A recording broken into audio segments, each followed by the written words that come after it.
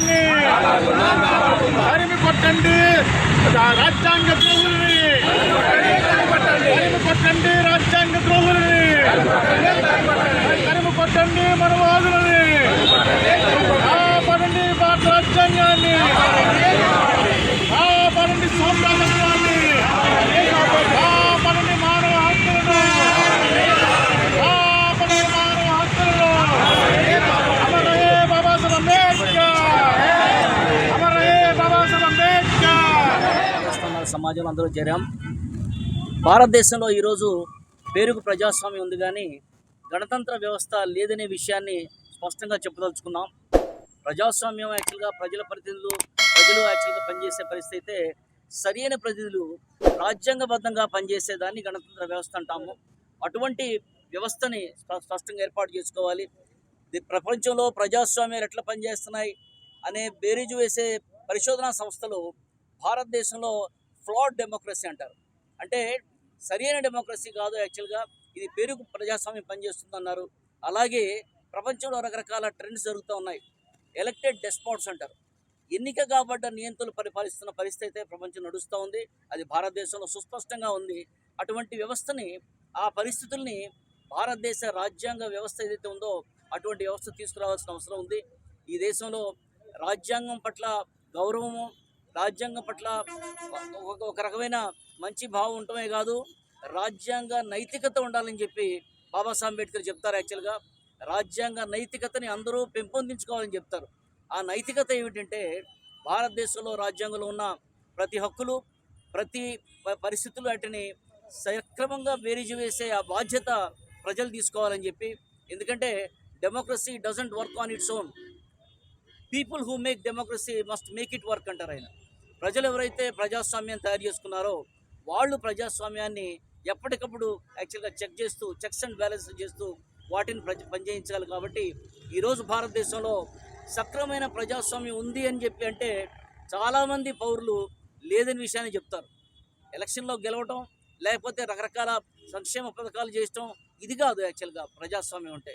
ప్రజాస్వామ్యం అంటే బాబాసాహెబ్ అంబేద్కర్ చెప్పినట్లు ఆ సామాజిక, ఆర్థిక, రాజకీయ విషయాల్లో అందరూ యాక్చువల్గా బంధుభావంతో ఉండగలిగే అటువంటి సమాజాన్ని ఏర్పాటు చేయడం.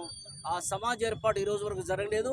దానివైపు యాక్చువల్గా పునరంకితం అవుతామని చెప్పి భారతదేశంలో రాజ్యాంగం పట్ల పనిచేసే అన్ని అంగాలు, అది ఏదైనా కానీ, పాలక రంగం కానీ, అధికార యంత్రాంగం కానీ, న్యాయ వ్యవస్థ కానీ రాజ్యాంగ స్ఫూర్తికి అనుగుణంగా పనిచేయించేలాగా ప్రజలు జవాబుదారీ యాక్చువల్గా చేయాలని చెప్పి భావిస్తూ, అది నిజమైన రాజ్యాంగ దినం అవుతుందని చెప్పి అటువంటి రాజ్యాంగాన్ని కోసం మనం కృషి చేసి భావితరాలకి అందరూ ఎవరైతే కృషి చేశారో బాబాసాహెబ్ అంబేద్కర్ రాసిన రాజ్యాంగం ఏదైతే ఉందో ఆ రాజ్యాంగ స్ఫూర్తిని కాపాడుతామని చెప్పి భావిస్తూ ప్రతిజ్ఞ తీసుకుంటామని చెప్పి యాక్చువల్గా మీ అందరికీ రిపబ్లిక్ డే శుభాకాంక్షలు.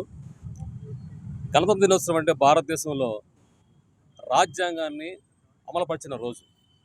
ఈ రాజ్యాంగం ద్వారా ఈ భారతదేశంలో కనిపించే ప్రతి జీవికి, ప్రతి మనిషికి, ప్రతి ప్రాంతానికి, మన కంటికి కనిపించే ప్రతి దానికి కూడా కొన్ని హక్కులు వచ్చాయి. ఆ హక్కులన్నీ కూడా రాజ్యాంగం ద్వారా వచ్చాయి.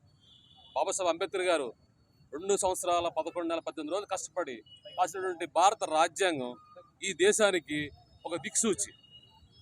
భారత పరిపాలన ఎలా ఉండాలి, భారత నిర్మాణం ఎలా ఉండాలి, శాసన వ్యవస్థ, న్యాయ వ్యవస్థ, కార్యనిర్వాహక వ్యవస్థ, ఈ 3 వ్యవస్థల యొక్క సమన్వయం ఏంటనేది భారత రాజ్యాంగం చెప్తుంది. ఆ రాజ్యాంగాన్ని 1950లో జనవరి 26న అమల్లోకి వచ్చింది. ఆ రాజ్యాంగం వల్ల ఈ స్వతంత్ర భారతదేశానికి గణతంత్ర ప్రతిపత్తి వచ్చింది. ఆ ప్రతిపత్తి వల్లే మనం ఈరోజు పరిపాలన చేస్తున్నారు. ఆ రాజ్యాంగం వల్ల మనకి ప్రభువులకి కొన్ని ప్రాథమిక హక్కులు ఇచ్చారు, అలాగే ప్రభుత్వాలకి ఆర్థిక సూత్రాలు ఇచ్చారు. ప్రభుత్వ బాధ్యత ఏంటంటే ఈ ప్రాథమిక హక్కుల్ని కాపాడడం, పర్ఫెక్ట్గా ప్రతి మానవుడికి, ప్రతి జీవికి భారతదేశంలో అవి అందించే ఏర్పాట్లు చేయడమే ఈ యొక్క భారత రాజ్యాంగం యొక్క ముఖ్య మౌలిక సూత్రం. ఆ యొక్క రాజ్యాంగాన్ని ఈ జనవరి 26 నుంచి అమల్లోకి వచ్చింది కాబట్టి భారతదేశం గణతంత్ర రాజ్యంగా మారింది. అంతకుముందు మన బ్రిటిష్ వాళ్ళ దగ్గర నుంచి సంపాదించినటువంటి స్వతంత్రం ఆ రకంగా మనం పరిపాలించలేం. అది కూడా రాజ్యరకం కాబట్టి ఆ రాజ్యరకం పోయి ఒక పద్ధతి ప్రకారం కొన్ని లాస్, కొన్ని రూల్స్, 395 ఆర్టికల్స్లో ఉన్నటువంటి రాజ్యాంగాన్ని ఈ భారతదేశంలో మన పరిపాలనకి ఉపయోగించారు కాబట్టి ఇది గణతంత్ర రాజ్యంగా ఏర్పడింది. సో అటువంటి ఈ రాజ్యాంగాన్ని కాపాడుకోవాల్సిన ప్రతి బాధ్యత ప్రతి మానవుడికి. ఈ 395 ఆర్టికల్స్ అంటే మొత్తం భారతదేశం మనుగడ, ఈ భారతదేశ నిర్మాణం ఎలా ఉండాలి, ఏమేమి చేయాలనేదే ఈ రాజ్యాంగం చెప్తుంది.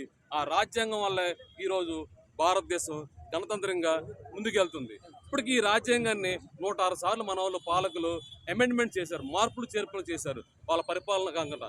సో ఆ రాజ్యాంగాన్ని మనం కాపాడాల్సిన బాధ్యత మన మానవులుగా ప్రధానంగా మన యొక్క బాధ్యతని ఇందు మూలం తెలియజేసుకుంటూ వన్స్ అగైన్ జై భీమ్. Thank you.